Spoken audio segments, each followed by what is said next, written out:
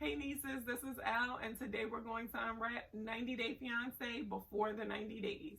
This show really piqued my interest over the weekend, and I have been binge watched episodes 1 through 7 so far. So we're going to do a review of episode 7, but I also want to give you some history on the couples that are featured this season. I really like this show. I'm a girly girl. I love a good love story. So really interested in seeing where these couples are now and where they're going to be by the end of the season.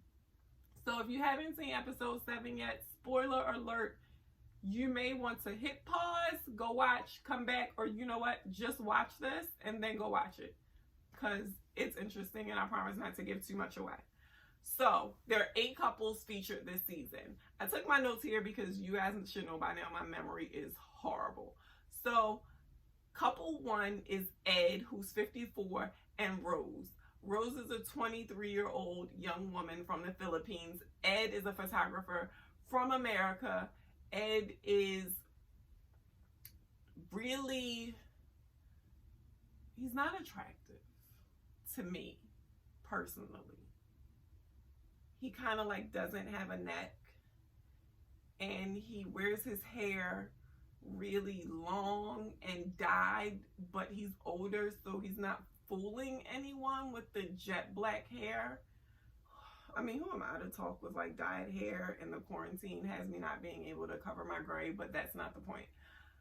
So he dyes his hair and then he uses mayonnaise, like literal Hellmann's, to make it soft. Okay, so that's Ed. Rose is just a young lady who, to me, every time she looks at Ed, she kind of looks disgusted. So their dynamic is a bit interesting to me. We also have Avery and Ash. Avery and Ash are a gorgeous couple. Avery is from America. Ash is from Africa, but lives in Australia currently. He lives in Australia. They're both divorced. Ash has 1 child. Avery has 2 from previous relationships. They're both looking for love. Avery is clearly at a point where she's wanting a relationship, but I don't believe she's prepared for one. She talks about her past a lot. She also is really concerned about Ash's job. Ash is a relationship therapist. So he always knows the right things to say. He always knows when to comfort her and when to touch her. And she believes that it's all just a game, or she's wondering if it's all just a game and really trying to get to the bottom of who the real Ash is. So Jeffrey and Varia. Jeffrey is a landlord with 3 children from previous relationships. When he describes his previous relationships, he says that he's been married a few times. A few is at minimum 3, and for someone under 50, that's a lot of times to be married and then looking to get married again. Varia has not been married before. She is a young woman from Russia, and she's ready to move to America. She's very clear that she wants to move to America. She's a radio personality in Russia, but her desire is to be in America. And Jeffrey's hesitation with her is, are you only coming to America to be with an American, or are you coming to America to be with me? The next couple is Lisa and Uzman. This couple is by far the most entertaining this season. Lisa is a 52-year-old woman from York, PA. Her boyfriend is Uzman, who is a 30-something Nigerian, lives in Nigeria, and is a rapper who goes by the name Soulja Boy. Not like Soulja Boy, but Soulja Boy. It's not a big difference, but apparently in Nigeria, he's a big deal. So Lisa goes to Nigeria not only to meet Soulja Boy, but to also meet his mom and get her blessing to marry her son.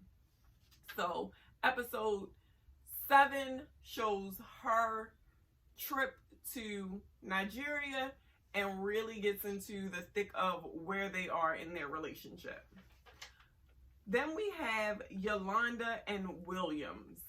William with an S. Yolanda is a 51-year-old woman who lives in Las Vegas. She has 6 older children. The youngest one is 18. She was married for 30 years to the love of her life. And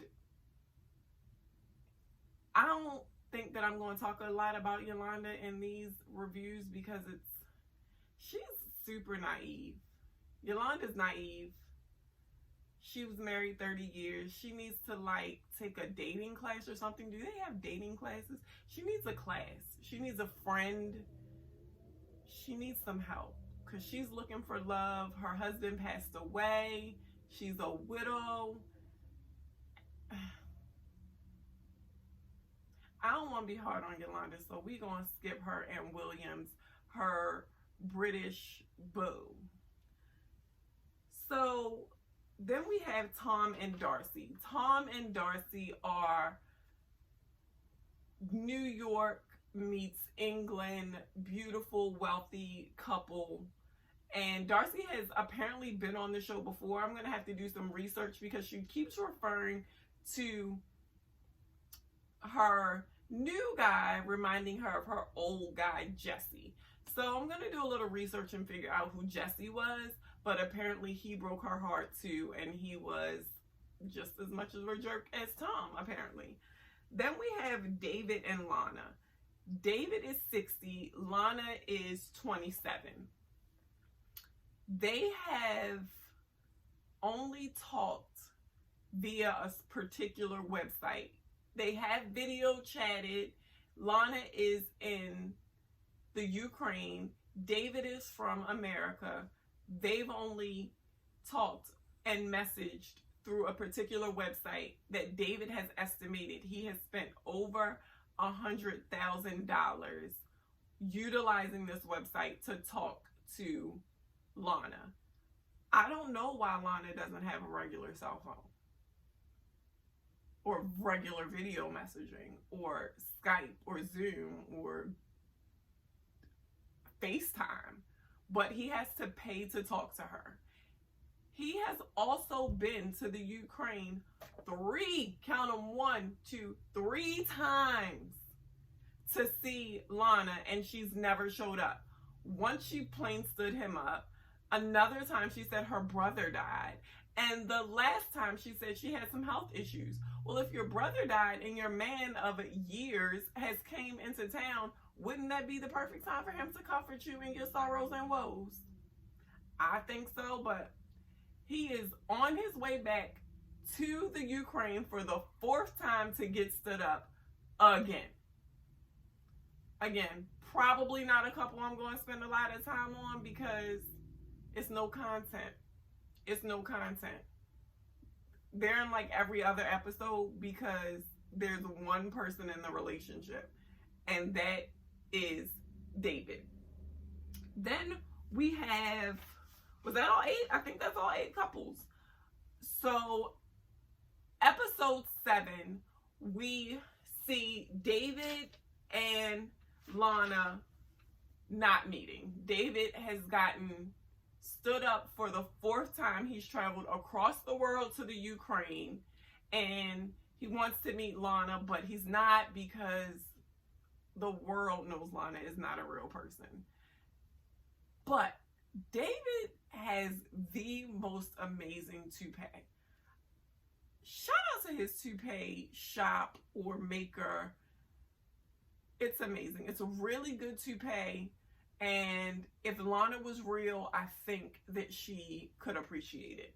Lana is probably sitting up in some hotel room talking to men all day long as they pay hundreds of thousands of dollars to communicate with her. That's just David and Lana. Let's go back to Ed and Rose. Ed is in the Philippines, and he's finally about to meet Rose's family. Ed has Rose in this beautiful hotel for their first couple of days together. He harassed her to take an STD test because he said he doesn't trust her because she doesn't open up about her past. So he wants an STD test before he sleeps with her. Sir, the lady's past is none of your business. And I would be okay with him asking for an STD test, but when she asked for one, he was disgusted. He was outraged. He couldn't believe that she would request a STD test. Sir, give that lady an STD test. But she ran off crying because she was disgusted, as everyone was, watching him harass her about opening up about her past, which is none of his business, and wanting an STD test that he was not willing to take in return. So once he realized he was going to lose her, then he wants to meet for coffee and apologize and give her a foot massage. And all of a sudden, he's ready for sexy time with no STD test when it came to losing her. So you didn't really want an STD test. You were just being nosy in that lady business. Okay. So they get to the Philippines and go to a really remote town where Rose lives with her family. Her family lives in poverty, to say the least. And Ed is disgusted. He is as disgusted with the way she lives as she is with the way he looks. He's disgusted. The house is pretty much a shack. It's falling apart. It starts raining, and the rain is literally pouring on their heads through the roof. And they're sleeping on the floor. Ed is disgusted. And it makes him wonder if she really loves him or if this is just a way out of poverty. And she sees Ed as a passport to America and to a better life for her and her son. I don't like a lot of what Ed says and does, but I'm going to go with yeah, Ed. I'm going to go with yeah.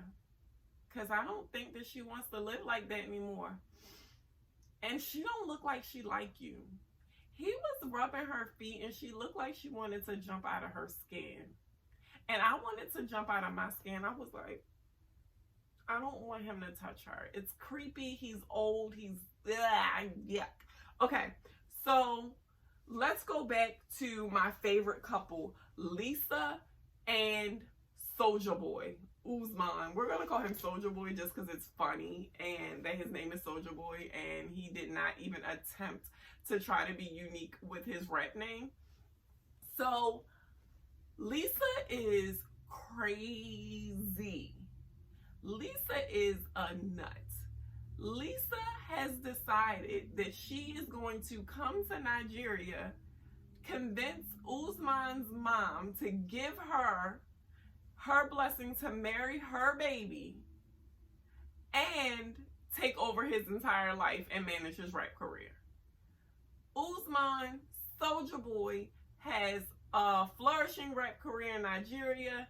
He even wrote a song for Lisa, but because she's an older white woman, he picked a model for his video, for the song that he wrote her.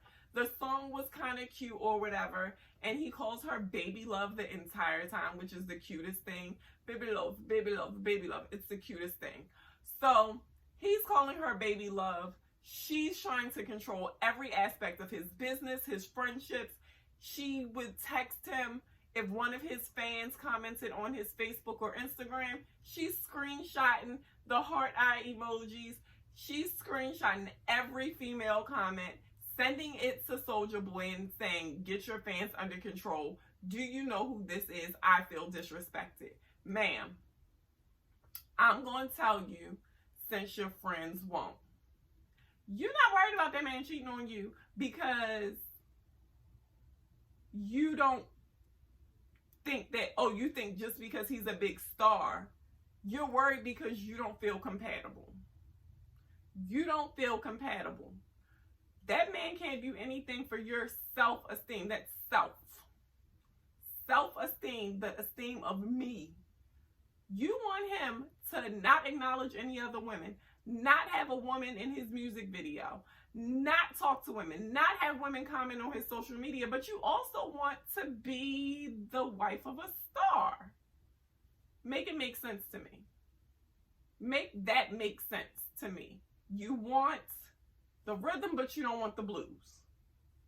Women are going to look at him. Women are going to talk to him. Women are going to want pictures with him because in Nigeria, he is a star.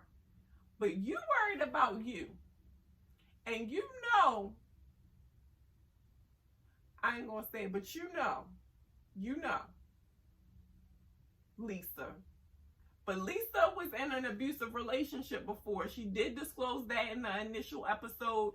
She was in an abusive relationship. So she went from being in an abusive relationship to really being an abuser. She is emotionally and verbally abusive. She calls him out of his name. She yells at him. She wants to control every minute of his life.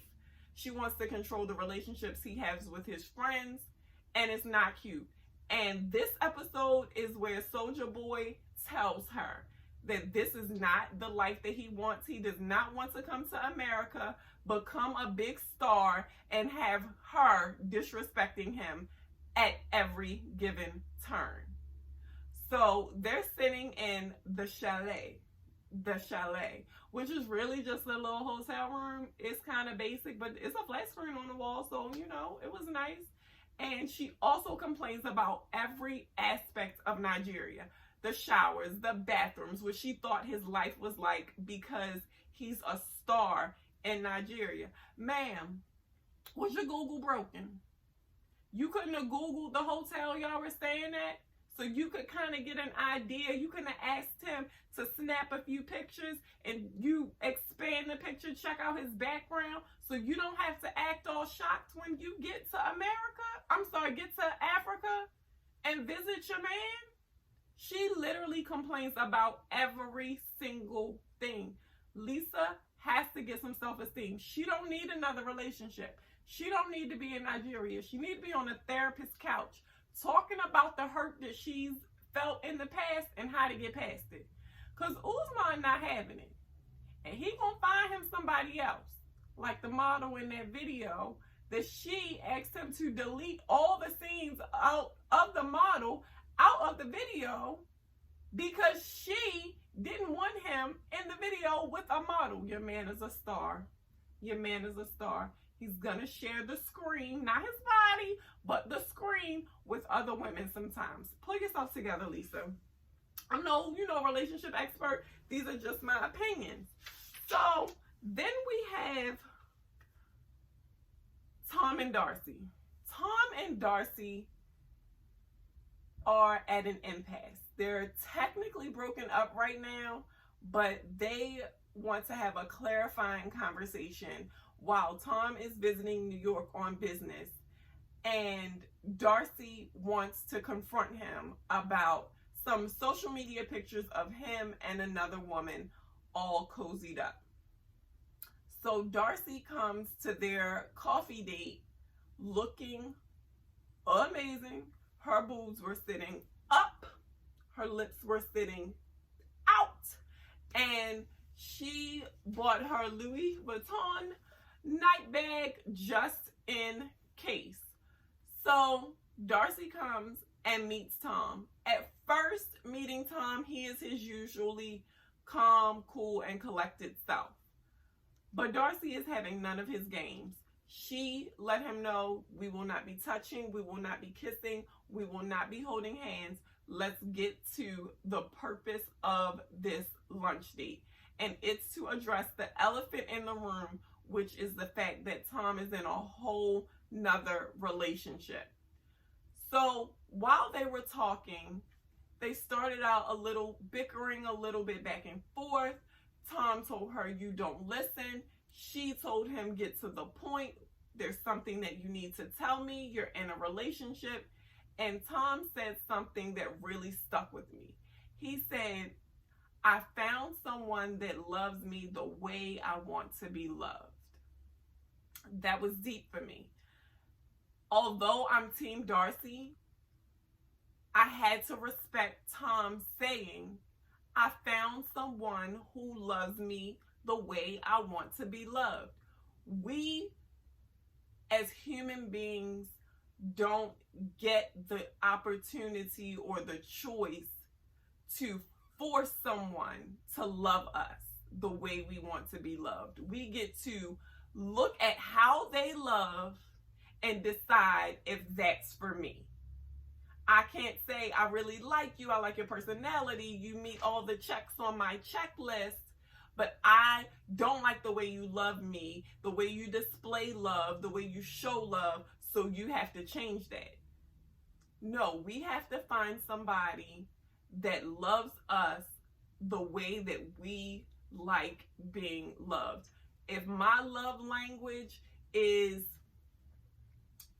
physical touch, I need someone that is able to express that love language, who knows that language, who's fluent in physical touch.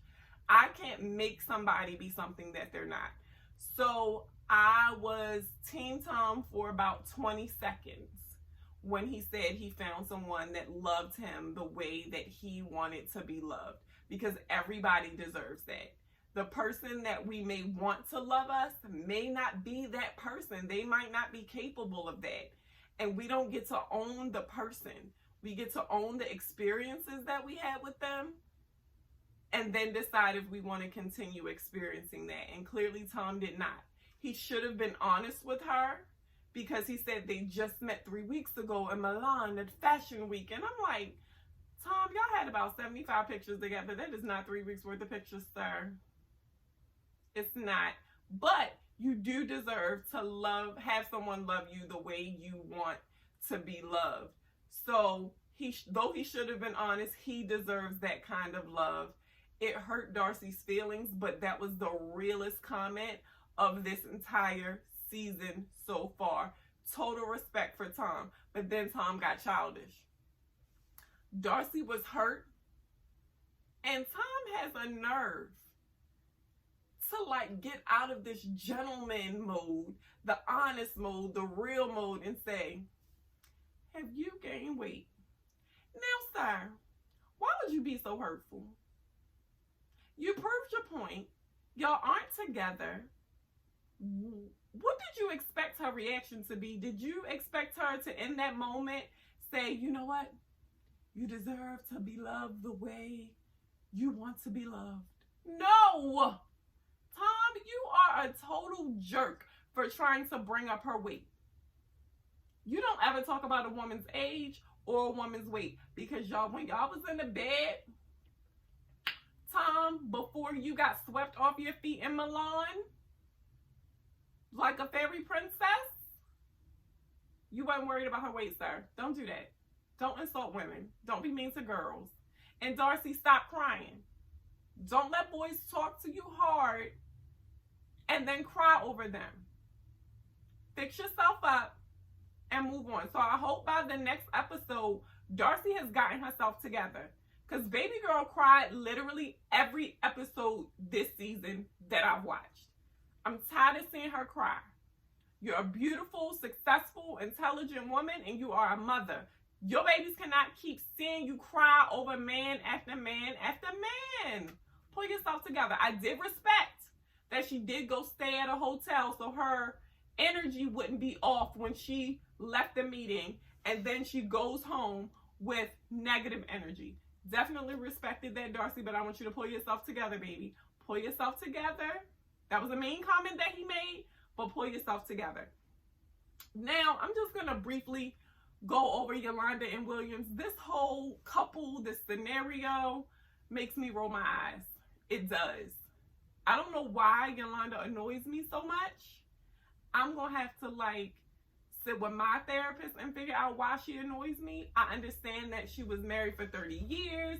I understand that she doesn't have a lot of experience in dating. This is her first relationship since her husband passed away. She's keeping it from her children, so she doesn't really have a lot of guidance from her children who could probably be helpful and tell her that she's on the wrong show. She shouldn't be on 90 Day Fiancé. She should be on Catfish. How does a man, a human being in 2020, not have access to a camera? Now, he's not saying that he's poor and destitute. He's saying he is affluent and lives in England. He's like a bodybuilder, personal trainer situation. You have a camera that can take pictures of you, and you can send them via email and text message, but you can't video chat. Make it make sense, Yolanda. He's not real. Then when we hear his voice on the phone, he sounds like Usman. Why does your British beau sound like Usman? He sounds like an African. He sounds like an African. Have you not watched any movies? Have you not seen like 007? Why do you not know what an English accent sounds like? So this video is getting a little lengthy. I just wanted to kind of give you guys an overview of where we are with the couples. Yolanda is trying to go see her guy Williams with an S in Britain, England, the UK, somewhere, and she need a ticket to Nigeria. He probably live down the block from Soldier Boy. That's where she needs to be going. Her daughter did some research for her and realized that the phone number is a Nigerian phone number. All the information that she has is leaning back to Nigeria, including the accent of Williams. She's never seen a video of him. She's never video chatted with him. I need Neve to come and get her on the right show. She on the wrong show, the wrong network.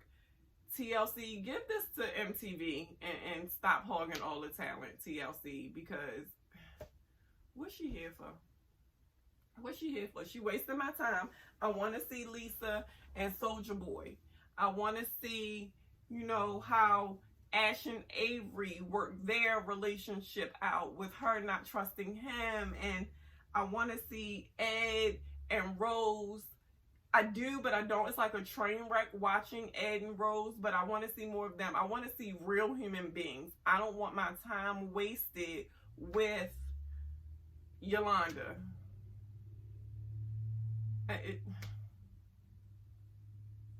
With Yolanda and Williams. With the man has a last name for a first name, and you have never video chatted with him. Go on to Catfish. So we will be back next week, same time, same place, for episode 8. We will really break down episode 8. I kind of wanted to give you guys an update so far on where I am with these couples, who I'm invested in, who I'm not, and hopefully somebody finds some love by the end of this, because I'm not too hopeful for any of these couples right now. Oh, one couple I forgot. Who is it? I forgot one of the couples. I forgot the couples. I can't remember their names. They are a really cute lesbian couple. One is from Australia. One is from New York. The young lady that is from Australia is super eccentric, and she has pink and purple hair, and she's a free spirit and a photographer. They're both in their early 20s, so I think they're just going to be a good time. The young lady that's from New York, she's from the US, is super sexual on social media, but she is actually celibate. So she went to Australia, and now she's not wanting to be intimate with this person that she's been in a relationship for months and meeting for the first time. So she's kind of giving mixed signals. So we'll get more into their relationship in the next video. Just wanted to give you guys an update, let you know about the television that I'm binge watching. You guys comment below, let me know how you're spending your quarantine. Make sure that you stay in the house. Stay in. Watch some trash TV. Like, comment, subscribe. Don't forget to hit the notification bell. UnWrapped by Elle. See you guys.